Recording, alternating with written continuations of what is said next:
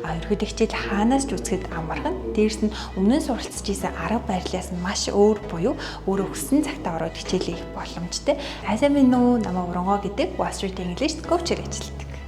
Ерөнхийдөө оюутнуудынхаа яг хэрвээ тухайн үед минь англи хэл Wall Street English-д орж ирээд сурсан байх юм бол маш гоё баяртай мэдрэмж төрдөг мэдээж. Дээрс нь бас оюутнуудаараа маш их бахархаж байгаа мэдрэмж төрдөг.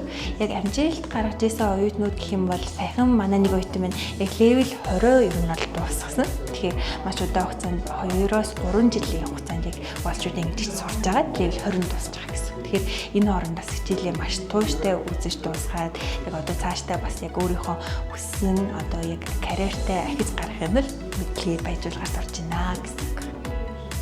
За манай сурагчдын хамгийн хэлдэг сэтгэл ерөнхийдөө хичээл хаанаас ч үзэхэд амархан. Дээрс нь өмнө нь суралцж исэн арга барилаас нь маш өөр буюу өөрөө хүссэн цагтаа ороод хичээлээ хийх боломжтой.